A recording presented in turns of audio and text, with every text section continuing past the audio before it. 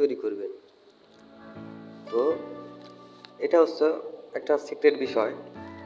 আজকে যেভাবে আমি আপনাদেরকে দেখাবো সেটা আসলে অনেক সিক্রেট বিষয়। আপনারা দেখতে থাকুন, ভিডিওটি না টেনে সম্পূর্ণ ভিডিওটি দেখবেন। তো এর জন্য আমি প্রথমে ক্রোম ব্রাউজারে যাব।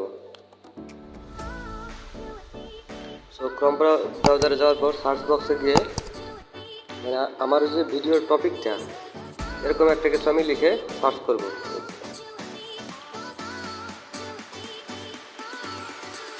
এখন দেখেন এখানে আছে ইমেজ, আমি ইমেজে যাব। ইমেজে যাওয়ার পর দেখেন আমি যে টপিকটা লিখে সার্চ করেছি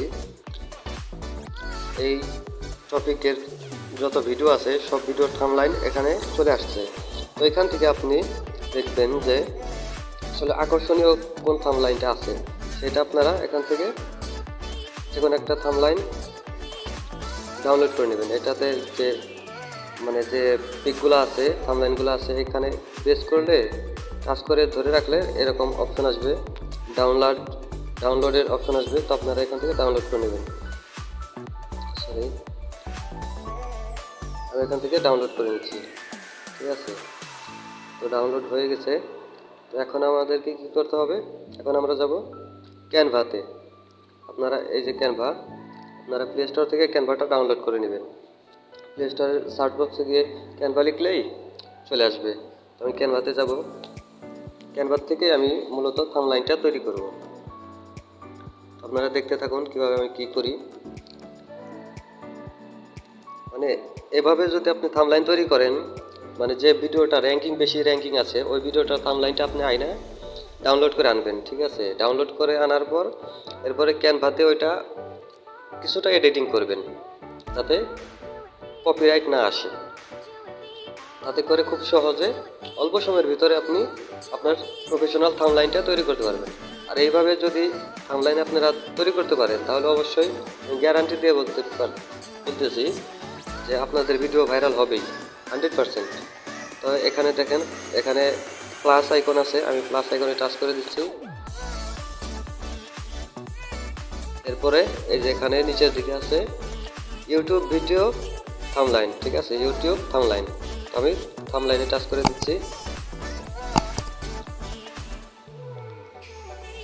লোডিং হচ্ছে।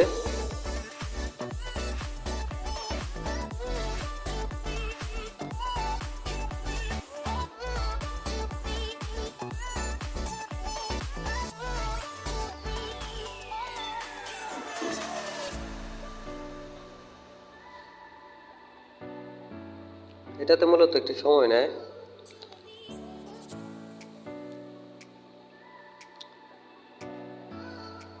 আপনারা চেষ্টা করবেন সেম টু সেম এভাবে থাম্বনেইলগুলো তৈরি করার। এখন নিচে দেখেন অনেকগুলো অপশন আসছে, যেমন এই ড্রেসিং এলিমেন্টস আছে, এরপর আছে দেখেন গ্যালারি। তো আমি গ্যালারিতে টাচ করে দেব। এখন গ্যালারি থেকে আমি যে থাম্বনেইলটা আমি ক্রোম ব্রাউজার থেকে ডাউনলোড করছি সেই থাম্বনেইলটাই এখানে নিয়ে আসবো, সিলেক্ট করে এখানে নিয়ে আসবো।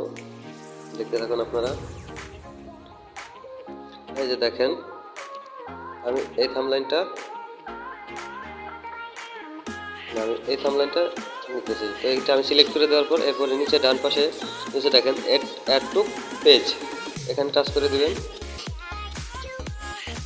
তো এখানে থাম্বনেইলটা চলে আসছে। এখন এটাকে টাচ করে এই কর্নারে নিয়ে যাবেন, মানে আপনার যে বক্সটা আছে খালি বক্সটা আছে এটাতে পুরোপুরি মানে সমানভাবে চারদিক থেকে টেনে এটা সমান করে দিতে হবে, মানে রিসাইজ করে নিতে হবে, ঠিক আছে। এটার সাইজটা তো অনেক ছোটো আসছে, তো এটাকে বড় করে নিতে হবে। আমি যেমন এই যে দেখেন আমি এভাবে এটার সাইজটা ঠিক করে নিচ্ছি। এখন দেখেন সাইজটা কিন্তু ঠিক হয়ে গেছে। তো এরপরে আপনারা চাইলে এখানে আর কিছু অ্যাড করে দিতে পারেন, যেমন কোনো টেক্সট অ্যাড করতে পারেন, বা এখানে নিচে দেখেন বাম পাশে নিচে প্লাস আইকন আছে, তো এখানে এই প্লাসে টাচ করবেন।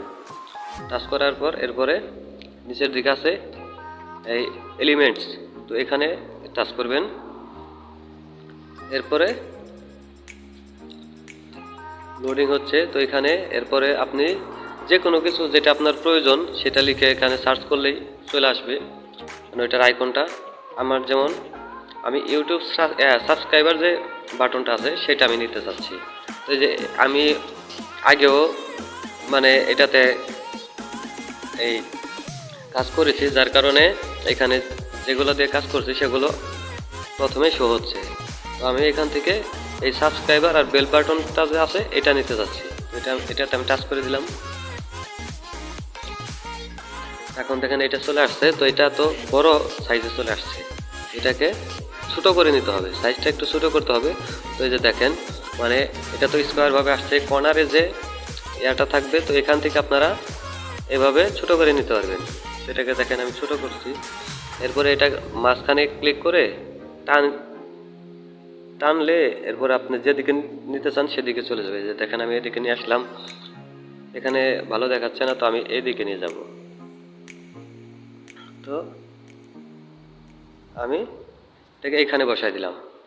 ঠিক আছে, এখন খালি জায়গাতে টাচ করবেন, দেখেন থাম্বনেইলটা হয়ে গেছে। তো এর মধ্যে যদি আপনি আরও কিছু যদি অ্যাড করতে চান, যেমন যদি আপনার চ্যানেলের নাম টেক্সট করবেন মানে লিখে দিবেন, ঠিক আছে, তাহলে প্লাস বাটনে টাচ করবেন। এরপরে এখানে নিচের দিকে এদিকে সুইপ করলে ডান পাশে আছে টেক্সট অপশন আছে, প্রজেক্ট, অনেক অপশন আছে। তো এখানে টেক্সটে গিয়ে আপনি যে কোনো টেক্সট লিখতে পারবেন। তো টেক্সটে লেখার জন্য এখানে দেখেন অ্যাড এ টেক্সট বক্স, এখানে টাচ করতে হবে। এখানে টাচ করলে দেখেন এখানে টাচ করার পর একটা বক্স তৈরি হয়ে গেছে, টেক্সট বক্স, মানে এই বক্সের ভিতরে আমি লিখতে পারবো। তো এটা যেহেতু অনেক ছোট আসছে, তো এর কারণে এই যে গোল যে একটা আইকন আছে এটার কর্নারে, এটা এভাবে টানলে বক্সটা বড় হবে। আমি বড় করে নিয়েছি। তো এখন এটার মাঝখানে টাচ করলে দেখেন এখানে মানে আমার কিবোর্ডটা ওপেন হয়ে গেছে। এখন আমি যা খুশি তাই লিখতে পারি। ঠিক আছে, এক্সাম্পল আপনাদেরকে দেখানোর জন্য আমি লিখছি।